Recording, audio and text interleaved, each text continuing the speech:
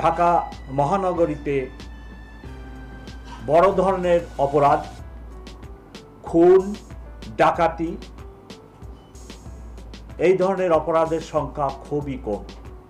আপনারা যদি বিগত বছরের পরিসংখ্যান দেখেন অথবা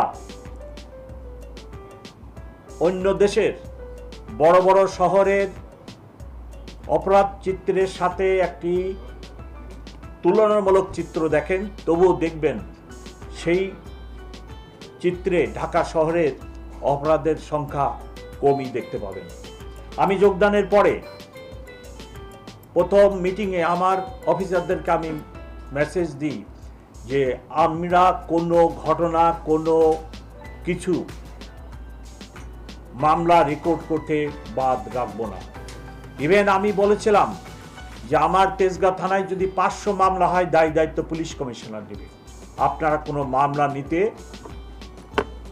না করবেন না বা গড়িমসি করবেন না। সেই লক্ষ্যে এখন মামলা আমার জানা মতে আমরা রিফিউজ করি না। ঘটনার সত্যতা থাকলে আমরা মামলা গ্রহণ করি। ইদানিং কিছু স্ট্রিট পেটি নেচারের অপরাধ হয়, আপনারা জানেন। মোস্টলি 80% 90% ক্ষেত্রে সেটি হলো মোবাইল নিয়ে টান দেয়।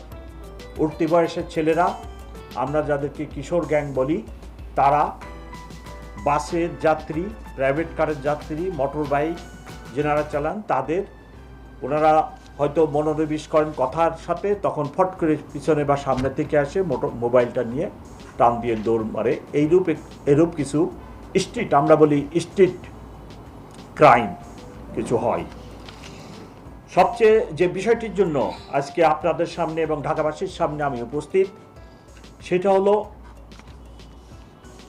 গত মাসের 23 তারিখে রাত্র 11:15টার দিকে বনশ্রীতে একজন স্বর্ণ ব্যবসায়ী, ওনার নাম আনোয়ার হোসেন, ওনার বাড়ির সামনে একটি সশস্ত্র ডাকাতি হয় এবং ওনার দাবি মতে 200 ভরি সোনা নিয়ে চলে যায়।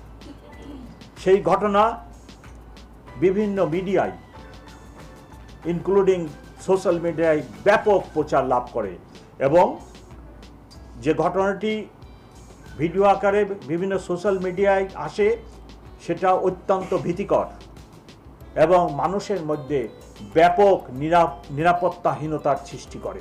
সেই জন্য আমি এই ঘটনাটি, এই ডাকাতির ঘটনাটি উদ্ঘাটনের জন্য আমার যে ডিবি ডিটেকটিভ ব্রাঞ্চ, তাকে সর্বাত্মক চেষ্টা করে ডিটেকশনের দায়িত্ব দিই। গত মাসের 23 তারিখের ঘটনা, আজকে মার্চ মাসের 8 তারিখ নিবিড়ভাবে কাজ করার পরে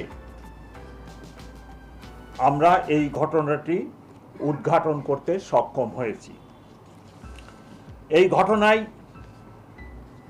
7 জন জড়িত ছিল, তার মধ্যে আমরা 6 জনকে গ্রেপ্তার করতে সক্ষম হই এবং ঘটনায় ব্যবহৃত অস্ত্রটিও আমরা উদ্ধার করি, 2 রাউন্ড গুলি সহ, সাথে স্বর্ণ, বিকৃত স্বর্ণের মূল্যবান 2,44,000 টাকা এবং একটি ব্যবহৃত মোটরসাইকেল, 2টি মোটরসাইকেল ব্যবহার হয়, তার মধ্যে একটি মোটরসাইকেলও আমরা উদ্ধার করি। যাদেরকে গ্রেপ্তার করা হয়েছে তাদের মধ্যে যে রিং লিডার ছিল তার নাম হলো কাউসার, তারপরে খলিল, ফরহাদ, ব্যাকআপ ও রেকি পার্টিতে দায়িত্বরত ডাকাত ছিল সুমন, দুলাল চৌধুরী, 6 জনকে আমরা গ্রেপ্তার করি। গ্রেপ্তার করে অস্ত্রটি হচ্ছে 7.62 mm রিভলভার এবং গুলি, মোটরসাইকেল, এই সকল উদ্ধার করি। এই ডাকাতি মামলা উদ্ধার করতে যে ব্যাপক কাজ করার ফলে আমরা আরও অন্যান্য ডাকাত, তার মধ্যে অন্যতম 24 সালে ডাকাতি করে ফারহিন জুয়েলার্সে, সেটার মূল আসামি ইয়াসিন মাল, তারপরে দেলোয়ার, তাদেরকেও আমরা গ্রেপ্তার করি। আপনারা জানেন ডাকাতরা সংঘবদ্ধ থাকে এবং অ্যাক্টিভ থাকে এবং অনেকগুলি ডাকাতি করার গ্রুপও আছে। এই ঘটনাটি উদ্ঘাটন করতে যেয়ে আমরা ওই সকল ডাকাত দলকে চিহ্নিত করতে সক্ষম হয়েছি এবং অচিরেই আমরা তাদেরকে গ্রেফতার করতে পারবো বলে সক্ষম হব।